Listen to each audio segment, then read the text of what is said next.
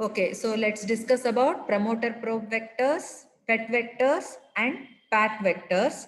Promoter probe vectors are the ones which are used for identification of promoter regions in the given DNA fragment. Whereas PET vectors, we have earlier already discussed about these PET vectors. These are nothing but plasmid expression by T7 RNA polymerase. Whereas PAC vectors are the P1 bacteriophage artificial chromosome vectors. So first let's discuss about promoter probe vectors. These promoter probe vectors are by definition specialized vectors which are used for identification of efficient promoter region in the DNA segment. Such vectors are termed as promoter probe vectors.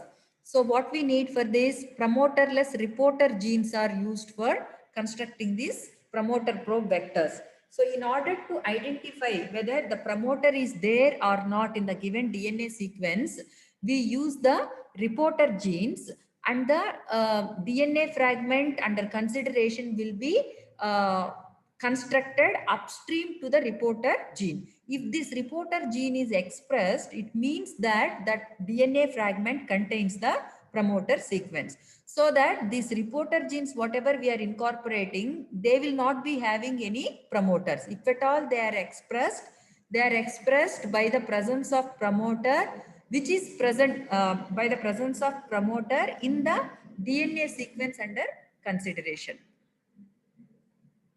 So here the expression of the reporter genes will be monitored and quantified using the various biochemical and fluorescent techniques. The DNA fragment in which we are trying to identify the promoter, that will be fused upstream of the reporter gene, and this reporter gene will not contain any promoter. So if there is promoter in the DNA fragment, that drives the expression of the reporter gene.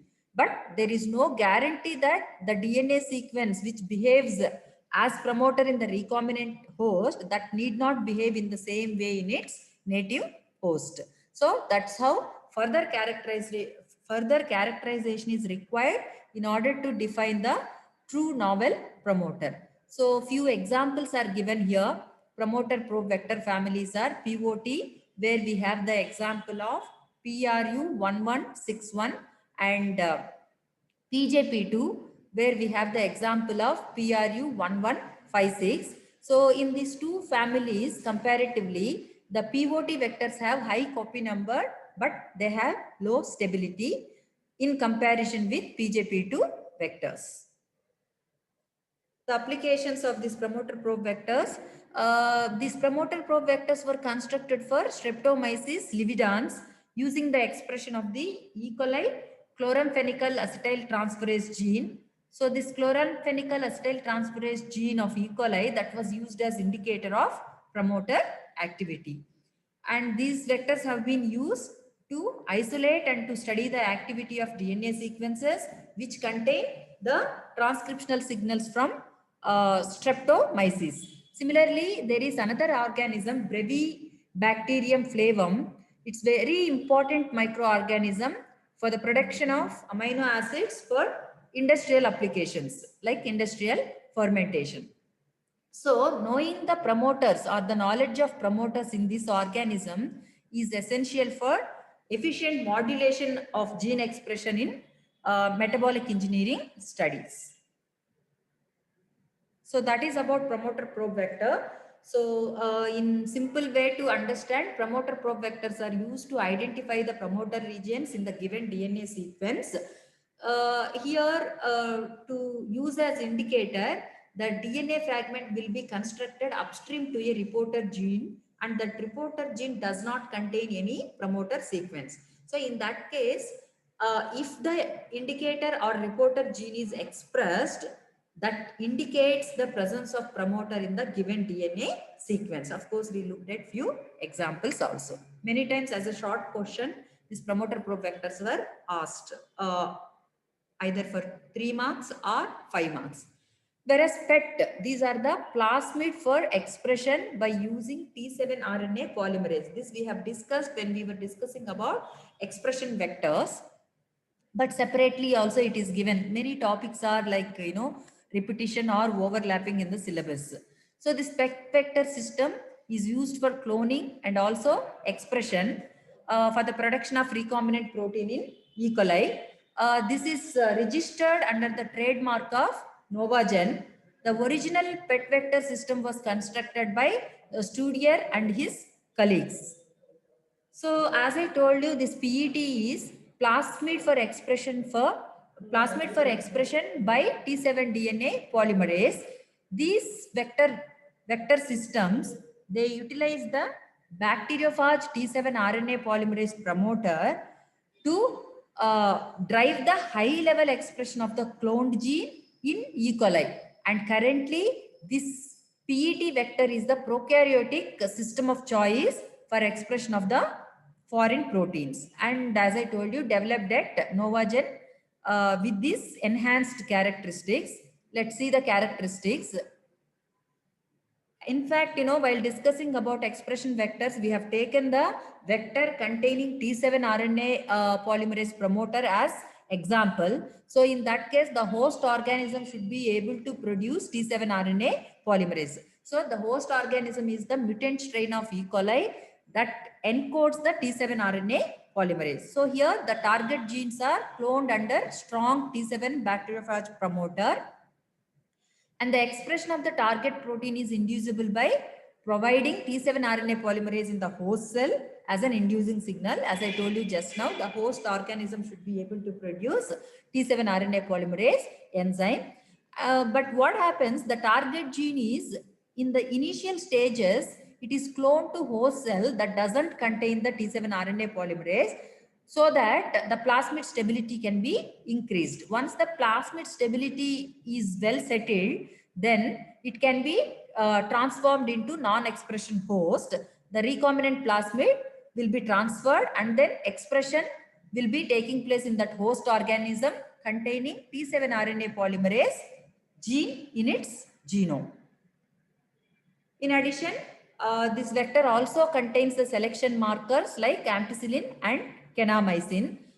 There are two examples given, PET28 and PET32, which are the most commonly used PET vectors. So this is how the PET vector can be represented with different sequences. It has its origin of replication. There is a promoter, T7 promoter, T7 RNA polymerase promoter, and this is where you have to incorporate your gene of interest with the idea of expressing your gene of interest under the control of this T7 RNA polymerase promoter. In addition, it contains the sequences for selection. Here, ampicillin resistance gene is shown, and other sequences are like LAC-I, LAC-O, operator sequence. These are all to facilitate the selection of recombinant cells.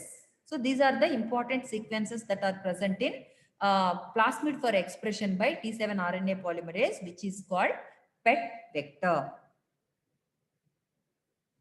Coming to the last vector, PAC vector. This is P1 derived artificial chromosome. What is this P1? P1 is the P1 bacteriophage.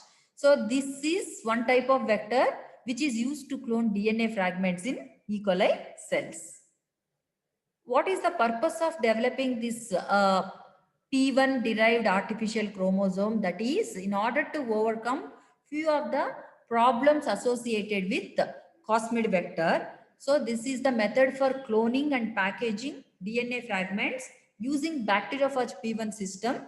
And then this offers the ability to clone mainly the large genomic fragments of the DNA. So the size of the fragment that can be cloned using this PAC vectors are about 70 to 95 kbp in size. And comparatively, compared to lambda phage, this P1 bacteriophage has got much larger genome. So what is the procedure? How do we use these PAC vectors for cloning? After infecting the E. coli, this bacteriophage may either express its lytic function or it can produce, express its lytic function by producing 100 to 200 new bacteriophage particles. And after the sufficient number of bacteriophage particles are produced, the cell lysis will take place and the bacteriophage genome is maintained as large, stable, low copy plasmid. This P1 phage, if you look at it, it has two replication origins. One is to control the lytic DNA replication and the other origin is to maintain the plasmid during non-lytic phase of the growth. And during this lytic phase, new phage DNA is produced, and after the DNA is produced, it is cleaved at a PAC site, which is a sequence present in this bacteriophage DNA. PAC site, it is cleaved prior to its insertion into phage particle. So you can look at the schematic diagram here, how the cloning is carried out using this PAC vector. So these are all the different sequences present in there. As I told you, two replication origins are there, lytic replication origin and plasmid replication origin. Replicon, it is mentioned as P1 lytic replicon and P1 plasmid replicon. So it contains the genes required for lytic phase. It contains the gene required for maintaining the DNA as plasmid. So it has the restriction sites for SCA1, BAMH1. It has the PAC site. It has the selection marker for ampicillin. So these are all the different sequences. So when you cut this vector with restriction enzymes like BAMH1 and SCA1, what happens? It is cleaved into two linear fragments. Then ligate your genomic DNA that gets incorporated here. So the optimum size of genomic DNA that could be incorporated is 70 to 95 kb. So once this recombinant DNA molecule is produced, you can package in vitro. The procedure scheme is similar to the lambda replacement vectors. So it can be packaged in vitro. Then once the recombinant virus is formed, you can allow this recombinant virus to transfect to the specialized E. coli cells. So here it becomes circularized in the E. coli cell and it will be maintained as a plasmid. So this is how, by using PAC vectors, you can clone the DNA fragments of size 70 to 95 kilo base pairs.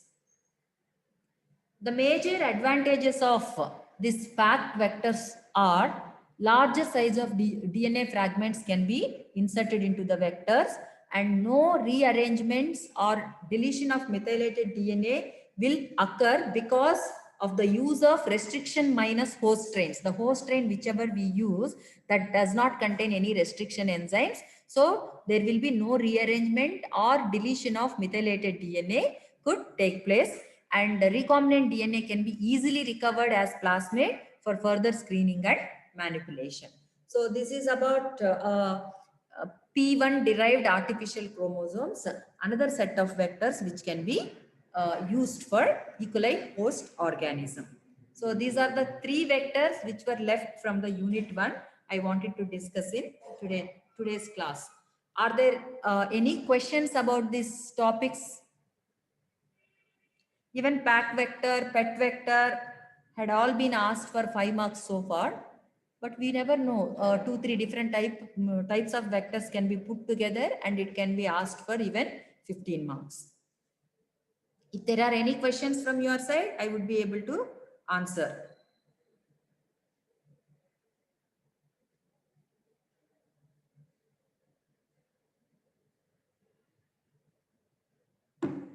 No questions? If no questions, thank you.